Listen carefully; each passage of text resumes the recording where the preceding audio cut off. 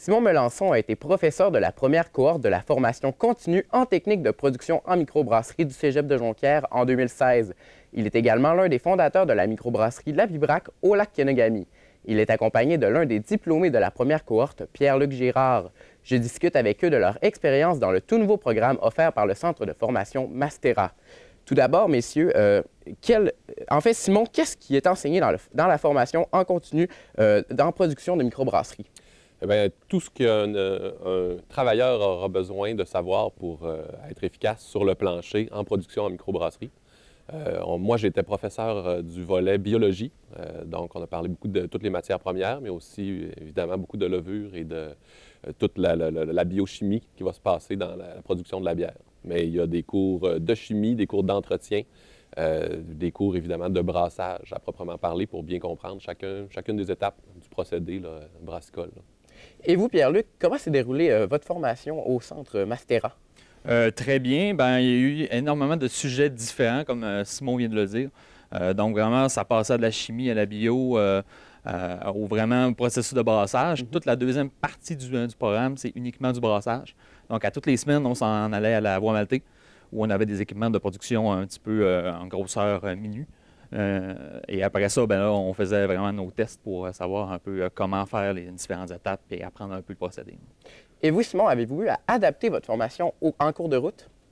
Pas vraiment. En fait, on avait des élèves très, très réceptifs. Et moi, ma formation de biochimiste était très j'avais déjà toutes les bases nécessaires pour cet enseignement-là. Puis la bière, c'est un intérêt que j'ai depuis ma formation à l'université il y a à peu près 15 ans. Donc, ça fait 15 ans que je m'intéresse au sujet. J'étais surtout content de pouvoir répandre mon savoir et faire les recherches nécessaires pour le cours. Là. Puis les jeunes qui n'étaient pas nécessairement des jeunes, il y avait des gens de tous les âges, ils étaient très, très réceptif et avec beaucoup d'intérêt. Donc, j'ai pas eu à adapter. C'est surtout une grosse partie de plaisir. Là.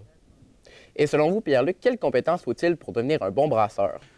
Il faut de la répartie. Il faut que vraiment on soit capable d'organiser une journée qui va avoir plein d'activités tout en même temps. Donc, des fois, il va falloir faire des nettoyages en même temps qu'on va faire de la préparation pour le brassage, en même temps qu'on va faire... Donc, c'est vraiment plein de trucs en même temps. Puis, probablement, la chose la plus principale, c'est être propre. Parce que la sanitisation dans le monde de la brasserie, c'est le point le plus important. Donc, il faut avoir à cœur de faire toutes les manipulations toujours dans un environnement le plus sain possible. Puis ça, c'est vraiment la chose que les gens doivent apprendre en premier, puis ils doivent être à l'aise pour le faire. D'accord. Simon, de votre côté, vous avez fondé la microbrasserie La Bibrac avec deux de vos amis. Pourquoi avoir choisi ce nom-là? Parce qu'on a un lien étroit avec le lac Kenogami, qui a le barrage Pibrac qui dessert l'eau, qui vient desservir Jonquière, entre autres. En fait, nous, on voulait s'installer au lac Kenogami et on a eu beaucoup de discussions avec une autre coopérative. On est une entreprise sous forme coopérative, la coopérative du lac Kenno. On a démarré un peu notre projet en lien avec eux autres parce qu'on voulait utiliser leur bistrot qui était déjà existant pour qu'ils vendent nos bières là. Donc, on a ce lien d'affaires-là qui est resté, mais depuis le début du projet. On n'a pas pu s'installer là-bas pour des questions de zonage. Mais on a gardé le lien avec le lac Kenogami de par notre nom, entre autres. Quels produits offrez-vous avec votre microbrasserie? On a pour l'instant 4 produits qui sont sur les tablettes, c'est-à-dire des bières pour l'instant de type assez belge. On a une blanche, une belle bière saison qui est une belle bière blonde avec un beau côté là, épicé qui vient de la levure. Une belle bière qu'on appelle la belge houblonnée, qui n'est pas une bière de type IPA, qui sont des bières très tendances là, pour l'instant, pour le moment. Mais là, on a décidé de faire une espèce d'hybride, une bière un petit peu plus forte et maltée, mais avec beaucoup de houblon aussi là, pour les amateurs de houblon. Et pour nos téléspectateurs, qu'est-ce qu'une bière de saison? La bière de type saison, là, dans le fond, c'est une bière blonde qui doit être hautement buvable, qui servait historiquement à abreuver les gens qui allaient travailler au champ. C'est une bière qui est faite avec une levure belge et qui est fermentée à plus haute température, donc la levure s'exprime beaucoup. Va faire beaucoup d'ester et de phénol et des sous-produits de fermentation qui apportent un goût un petit peu plus épicé à la bière. Donc, c'est pas des épices qui sont rajoutées là, qui donnent ce goût-là, c'est vraiment la fermentation là, qui apporte ça. Parfait. Est-ce que vous avez de nouveaux produits en cours de travail, en fait?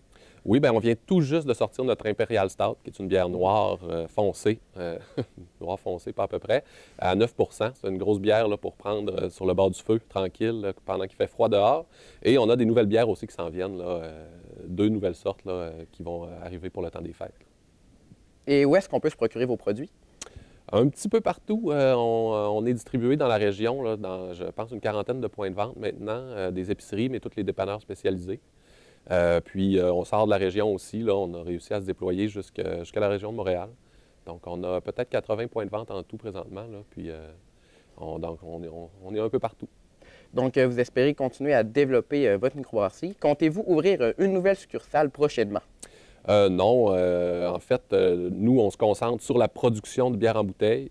On a notre petit bistrot avec le lac Kenogami qui va offrir les dégustations de nos produits. Et puis, nous, on va se concentrer sur produire de la bière. Puis dans nos installations, on est déjà, on va grandir à même notre installation. Là. Alors, on a de la place en masse. Puis on a plusieurs contrats qu'on essaie de faire avec des restaurants. Donc, c'est vraiment un peu plus par là qu'on veut se déployer au niveau dégustation, si on pourrait dire. Fait qu'il y a plusieurs endroits, entre autres la cuisine, entre autres le décanteur Alma. Donc, plusieurs endroits comme ça qui vont avoir des fûts à la place, plutôt que d'utiliser un autre bistrot, dans le fond. Donc, je m'entretenais avec Simon Melançon et Pierre-Luc Girard qui ont vécu la première année de formation en technique de production en microbrasserie. Merci à vous, messieurs, mesdames et messieurs. Au revoir.